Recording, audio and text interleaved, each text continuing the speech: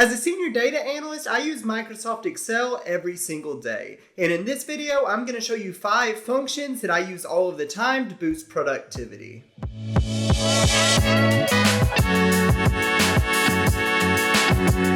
Without further ado, let's go ahead and jump right in. As always, don't forget to download the data linked at the top of the description so you can work along with me. And once you're there, come over to the tab labeled Extras. So far in my Microsoft Excel playlist, I've shown you how to use many functions that you'll need as a data analyst or any kind of job that uses Excel, including formulas, conditional formatting, and pivot tables.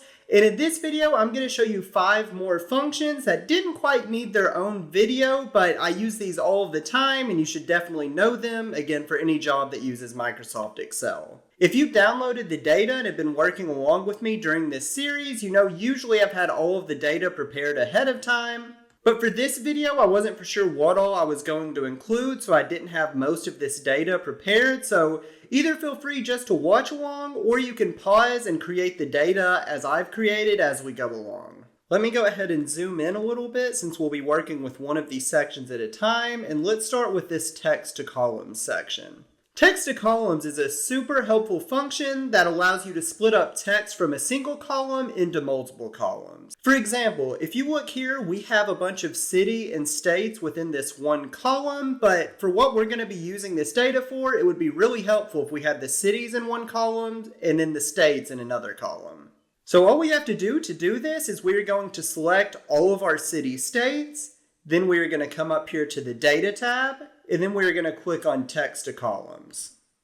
There are 2 options here. There is delimited and fixed width. I think 90+% of the time you'll be going with delimited, so we're going to choose that. Basically, delimited means that we have all of these different delimiters that might separate the text that we're looking to break up.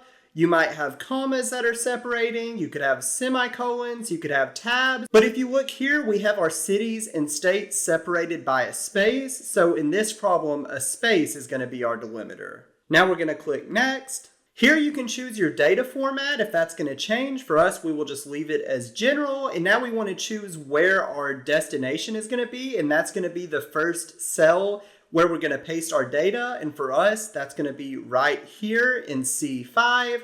All we have to do now is hit finish, and now we have all of our cities in one column and all of our states in one column. Next, let's move on to concatenation. Concatenation is basically the opposite of what we just did. In this problem, we have first names and last names, and we want to combine them into a full name. This is a super helpful function that you'll find you use a lot on the job. I literally used this function last week, so it's really important that you pay attention and if you can, work along with me. To concatenate data, all we need is the concat function, so we will do an equal sign and then we'll just type concat. There's also a concatenate, but to be honest, concat is all I ever use on the job, so let's put an open parenthesis. Now, all we have to do is select the data that we want to merge together. So we will select the first name, hit a comma, do the second name, and let's go ahead and try hitting enter.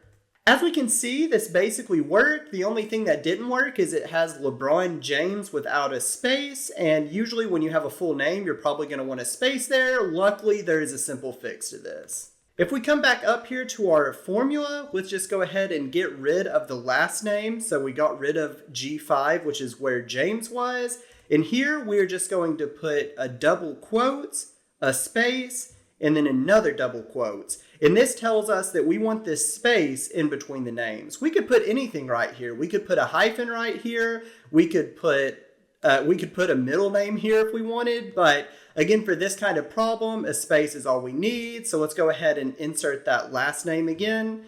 And now you can see this worked. We can go ahead and drag that down. And now we've created a full name column from our first and last name columns. Function number 3 is Format Painter. In this problem, we have this table right here that is formatted just as we'd like, and we want to apply that same exact formatting to this table right here. As you can see, we have this header that is bold, the words are really big, and you also have some orange highlight in there. Obviously, it wouldn't take us too long to go ahead and do that manually over here, but there are some times where it would take some time, but all we need to do this in less than 5 seconds is Format Painter. So all we need to do is select this table right here, And then let's come up here and click on this paintbrush. And as you can see, this is our format painter. So let's click on that. And then now we are going to click and drag over our other table.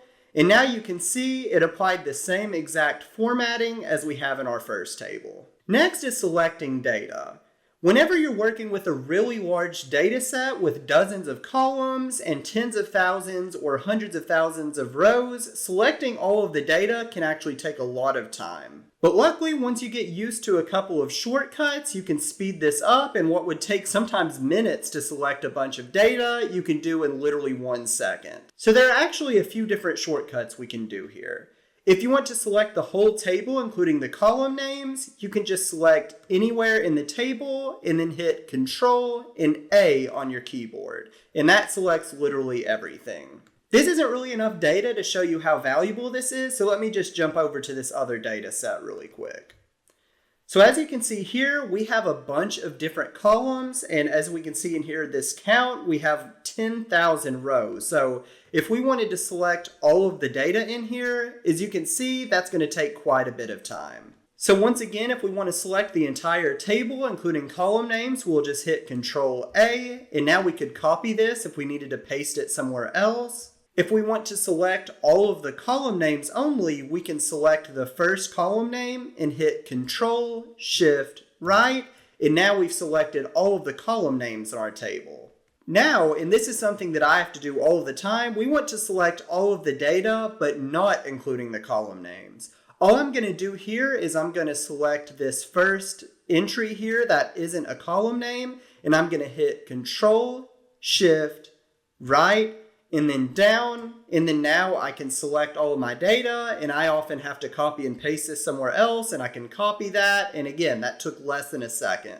If your keyboard has an end button, you can actually do this with one less click because you can just do Control, Shift, End. And now you could probably guess this, but if we wanted to just select one column, all we have to do is Control, Shift, and down. And now with all of those shortcuts that I just showed you, it makes it way easier and way quicker to select data, any amount of data that you're trying to work with. All right, moving on, this is actually a bonus function that I didn't include in my top 5 functions that I'm going to show you. I want to show you one other thing that I meant to include in my pivot tables video, but forgot. If you haven't watched that video, I will link it in the description, so be sure to go check that out. But for now, let's go revisit our employees. So we're going to create a pivot table. All we're going to do is select all of the data right here, come up here to Insert, click on Pivot Table, and we want to make sure Add this data to the data model is selected, and we will just create this in a new worksheet. So let's say we want to find the total salary by department. As I showed in the other video, we could just drag department to rows, and we will drag yearly salary to values. Now, the sum of yearly salary, we can see that these executives make a total of $950,000 a year, HR makes a total of $193,000 a year, and so on. But often as data analysts, we don't just want the sums or counts, we want percentages, and there's actually a way to do this very simply. We will just come down here to Values and click this arrow, and then we'll click Value Field Settings. Now all you have to do is click on Show Values As, and we'll come here and select Percentage of Grand Total, hit OK, and now we can see our salary breakdown by department, and as you could guess, this is super useful for a lot of different things you'll do on the job as a data analyst. Sometimes you may want to have both the sum and the percentage, so all you have to do is drag yearly salary to values again, and as you can see, we have our yearly salary here. So we'll say yearly salary sum, and then here I will just do a percentage. So we know that's the percentage of the salary by each department. Now one last thing I'm going to show you. Let me just get rid of both of these for now. Let's say we want to break this down further by the employee name. So we're going to select the employee name here, and then as you can see, we have our departments, and then under them we have our employee names. Let's come over here to yearly salary again, and once again, I'm going to change it to the percentage of grand total.